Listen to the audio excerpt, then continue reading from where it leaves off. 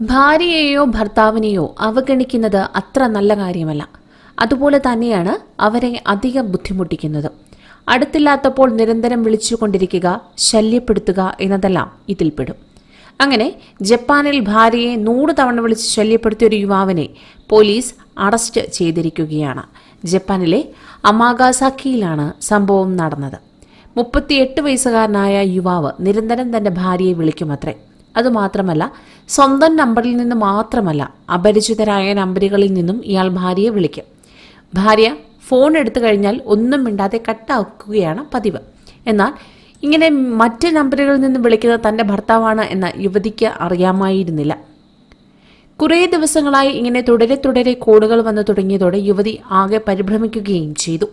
എന്നാൽ താൻ വീട്ടിൽ ഉള്ളപ്പോഴോ ഭർത്താവിൻ്റെ ഫോണിൽ നിന്ന് താൻ വീഡിയോ ഗെയിം കളിക്കുമ്പോഴോ കോളുകൾ വരുന്നില്ല എന്നതും യുവതി ശ്രദ്ധിച്ചു. പിന്നാലെ 31 വയസ്സുകാരിയായ യുവതി പോലീസിൽ പരാതി നൽകാൻ തീരുമാനിക്കുകയായിരുന്നു. അങ്ങനെ അവൾ പോലീസിൽ വിവരമറിയിച്ചു. ഭർത്താവിന് സംശയമുണ്ട് എന്ന കാര്യവും അവൾ മറച്ചുവെച്ചിരുന്നില്ല. പോലീസ് വിശദമായ അന്വേഷണം തന്നെ നടത്തി. വിശദമായ ഈ അന്വേഷണത്തിനൊടുവിൽ യുവതിയുടെ ഭർത്താവ് തന്നെയാണ് ഈ കോളുകൾക്കെല്ലാം പിന്നിലെന്ന് പോലീസ് കണ്ടെത്തിയത്.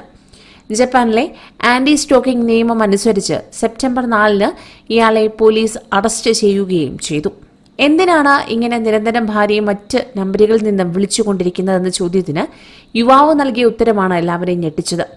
ഭാര്യയെ തനിക്ക് ഒരുപാട് ഇഷ്ടമാണ് എന്നാണ്, അതിനാലാണ് ഒരുപാട് നമ്പറുകളിൽ നിന്നായി വിളിക്കുന്നതെന്നുമായിരുന്നു മറുപടി. എന്നാൽ ഇതൊരു മറുപടിയാണോ എന്ന ചോദ്യത്തിന് അയാൾ യാതൊരു വിധത്തിലും ഒരു ഉത്തരവും നൽകാൻ തയ്യാറായില്ല എന്നും പോലീസ് പറയുന്നു. കൂടുതൽ വാർത്തകൾക്കായി ഈ ചാനൽ സബ്സ്ക്രൈബ് ചെയ്യുക.